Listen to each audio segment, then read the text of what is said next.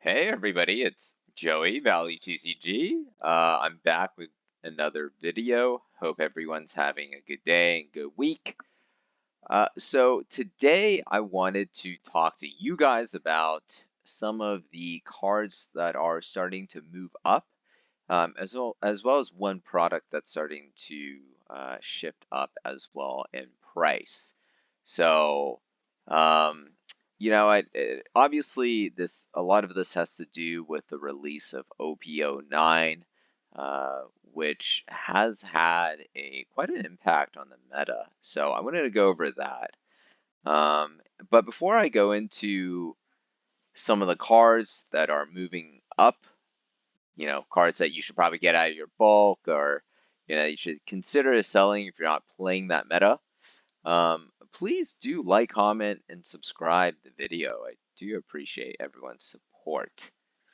All right, so let's get into it, right? So with the shift in the meta from OP09, there's been 3 winners. First of all, it's going to be Purple Luffy. So the secret rare from OP09 that's the reason why this card is moving up. If you watch my prior video, I was able to pull one of these, but that's why this thing is expensive. Now, the second thing that is kind of shifting the meta is the Shanks. So the Shanks from OP09 is a very, very good deck, pretty aggressive, and very fun to play. So as a result, it's starting to move some red cards. And then last one, of course, we have Marshall D. Teach, the Blackbeard deck. That's also starting to get some traction. Or I think that's been a card or a deck that's done very well in the Japanese meta. So it's kind of expected for it to do well here in the West as well. And that indeed seems to be the case. So anyways, let's talk about the cards that you should probably think about maybe taking out of your collection. First and foremost is the Silver's Rayleigh. This is a card that is used in the Shanks deck. Actually uses 4 of them. So if you look at this price, right? So we kind of knew this was coming, and people kind of started buying this up in the middle of last month in anticipation for OP09's release. And in fact, that was absolutely the correct move. At one point, just go back a little bit. Yeah, here we go. At one point, I mean, this was a $21 card. It is obviously closer to double that at this point. And if we just kind of look at the flow through here, there is a lot of flow through. Wow, 4 at $44.50. This person could have just top ticked it, but if meta continues to play out the way that it's going right now, obviously this is starting to become a very well required card. And in a certain respect, I mean, obviously, 2 Legends is not a very sought after booster box, but maybe as a result, this is going to have an impact on the booster box prices. We're seeing it trickle up a little bit here. Obviously not that amazing, and it's still just by far the cheapest to rip for people who are just looking to do that. And then obviously the secret rare alternate art. This is the alternate art for this card, and this is also moving up as very much expected, right? So this bottomed out about $38, still pretty expensive. But now it's up to 55 and rising. So pretty good movement here. And then Porus D Ace. So this card is also starting to spike. I mean, this bottomed out. Look, I mean, it was a $14 card. So when I saw that this was $27 for the lowest available, let's see. Yeah, lowest available, $27, including ship.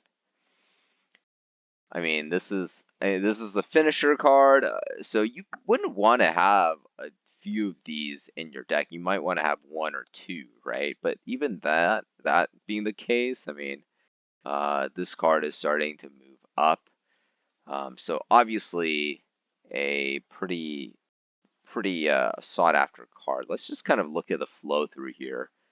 Yeah, a lot from today, which is the 17th. You might watch this on the 18th, but yeah, just a lot of flow through kind of consistently. And yeah, wow, 16 was absolutely insane. People just went bananas on this card. So anyways, a lot of movement here. So just something to keep an eye on. The next card, it goes into purple Luffy. It's actually in the purple Monkey D. Luffy starter deck. Starter deck 18, and Usohachi. So this card is now $7 or over $8 per card at this point, including ship, which is pretty crazy considering if you just look at the price unreleased, this was a not even a $2 card. So if you have a bunch of these lying around because you just had these, you opened the starter deck for whatever reason and you didn't want to play purple Luffy, I would think about selling it now. This is a really good time to exit. They definitely play a few of these in the purple Luffy deck. Moving on, Gold Zoro Dawn. So this is probably the premier chase from Premium Booster 01, outside of obviously the manga arts, the God Pack, and whatnot, right? But this is by far the #1 chase card. Almost $300 for lowest available. We might see a few more listed for below that because, if you look at sold, there's a few today, and it went from, they took out 4 copies, right? With one of the copies at $250. This lightly played one is $228. So definitely in a pretty aggressive upward trajectory. Just a couple weeks ago, I mean, this was a $200 card. So going up to almost $300 for the lowest available it's it's surprising, but almost not, right? This is an absolutely beautiful Dawn. People are going to want to chase this card. So, just think about if you were playing against somebody and you wanted to flex your cash on them and you had 10 of these puppies, like that, the impact of that would be just incredible, right? Like the chances of getting this Dawn is 1 in, well, I mean, there's 2 of them per case. I'm gonna have to run the numbers. I forget how many gold Dawns there are, but effectively 1 in maybe 5 cases, something like that. You could reasonably get one of these Dawns. So $290, that's actually not even that bad of a price. As crazy as that sounds. And we all know Premium Booster 01 has been moving up in price, whether it's the booster boxes or really anything that's in this set, right? Booster boxes, 155, that's actually not that bad, but everything in here has been moving up pretty much. If people wanted to just play any decks, I mean, this has a alternate art for almost every single deck. So it just makes it really, really easy for people to chase in this set. Moving on, the Nami from OP02. So this was a little bit surprising to me because green is not a super, super amazing set. I wonder if in OP10 there's a deck that utilizes this. Maybe like a film deck that's coming back. I haven't really looked too much at the winners there. Actually, let's just take a look right now. Let's take a look right now. I mean, Lim? Or maybe Bonnie? Uta? Maybe Uta. That's a film character. Bonnie, Lim. Take a look. Yeah, not in this one. And then definitely not in limb. So this is weird. I mean, I don't know why Nami is moving up. I mean, it bottomed out at $7 a pop, right? So now it's all the way back up to, what is that? Close to $14 for the lowest near mint foil version. I mean, I would kind of consider selling this. I mean, it could be moving because of releases for OP11, or reveals for OP11, right? That could be the case. Maybe, maybe not. Um, and again, I mean, I've talked about this in prior videos. You can never really predict where the meta goes. You can kind of make certain bets in that way. That's only if you have a very, very good feel of where the meta should go. And even then, just how people play, like, sometimes this is just, the meta is like a rock, paper, scissors game. So like if you think rock is going to do really, really, really well, well, maybe people are going to play, because you think people are going to play, more scissors. Well, maybe people are going to play paper more, just in your area, right? In your region, meaning like the US or even your local zone, more people are going to play this other set of cards. So you have to pivot. You have to play scissors. So you just end up buying this and it just doesn't work. I mean, that's going to look real. I mean, that's going to feel really bad, right? If you're investing like $60 for a play set of this. So this is strange to me. You know, we'll see if this ends up being the correct move in the future. It could be, so we'll see. Moving on to Charlotte Pudding. Charlotte Pudding, just get this out of your bulk. I mean, this thing went from like 50 cents to over $2. Yeah, I don't know why this is spiking so hard. I have a bunch of these in my bulk. That's gonna go on TCG Player. Because I mean, we just looked at, sets are winning here. Not that many blue, maybe Dofi, and maybe this Usopp deck. Let's take a look. Let's take a look at Usopp deck. It's a black and blue deck. Yeah, no usage of that. So very strange. Moving on, another blue card that's starting to trickle up a little bit. I mean, this is Kaya from OP03. So Kaya, I mean, this bottomed out a buck. I mean, this has always been kind of an expensive rare, even on release. So, I mean, there's been times where you just had these crazy spikes, right? Almost 400 items sold at $5 a pop. Came back down. Now it's starting to move its way up again. So 250. Maybe another card that you could consider taking out of your bulk. All right, last thing. This is not a card, but this is a product. I've talked about this in my product ranking tier list video, but I think the OP01 or OP01 OP number one anniversary, first anniversary set is an absolute banger of a set. So this is the very first anniversary special edition set. It gives you this awesome, absolutely awesome playmat. Gives you some sleeves that are really, really valuable, and then it gives you 10 cards that are absolutely beautiful. And by the way, if you add up all of these cards today, it adds up to like 280 bucks. So then you also have the playmat, and then you also have the sleeves, and then you also have this awesome box they all came in, which is a wonderful display piece.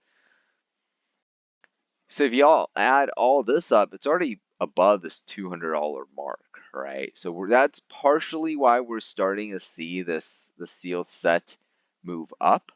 But also, I think it's just a really, really nice collector's item. I don't think prices are going to really drop from here unless, the worst thing happens, which is everyone leaves One Piece because Bandai screwed things up, which is always possible, but maybe not probable at this point. I think there's just such a large group of a player base, very loyal, that's happy to kind of stick around and play through the various releases that Bandai has.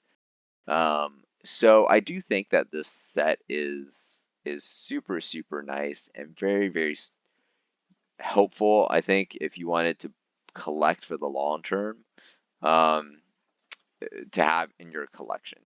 So this is, I mean, it moved up what, like a little over 8%. So not like a crazy increase, but I mean, 25 bucks, that's a decent move. That's a decent move. Obviously, it started off relatively high, had a divot in November, but it's coming right back up. So I do think that this is a really, really good item to keep in your inventory. So I think that's it that I wanted to go over today. I think this OP09 is, people are going to go a little bit crazy for it. I do want to say that, so lowest booster box price is 133 right now. And I mean, it popped a little bit at release, about 250 or 245, and it's come back down a little bit. You know, first of all, I would just never buy single booster boxes, just for a variety of reasons. You know, boxes or cases are seeded, so people might have figured out the seeding here, and that's why they're flushing certain inventory on the open market. And maybe that's why this is moving down. But largely, I do believe that OP09 is an absolutely banger of a set. I think we should all try to, collect a few boxes of this, because I do think that from a longer term appreciation standpoint, there's a real argument that this set will do very well in the very long term. If you're looking to flip, well, I don't think One Piece is the place for you.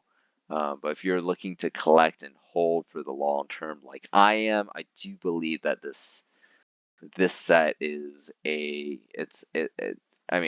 this is it, right? Like, this is such a good set with the different manga arts, the different SPs. They really went all out for this set. So that's all I wanted to talk about. Hope you guys are having a good week. One last thing. Remember, if you haven't watched my last video for the OP09 opening, please do go check that out. I am doing my 500 subscriber giveaway in that video. So definitely check that video out. Leave a comment. Hit the sub button. Hit the like button as well, and then that'll get you guys entered into the giveaway for the 500 subscriber giveaway. So yeah, I want to see definitely, a few more comments there. I typically try to get to around 20 to 30 comments before I select a winner. So hopefully that happens in about a couple more videos. Anyways, thank you guys, and I'll talk to you guys next time.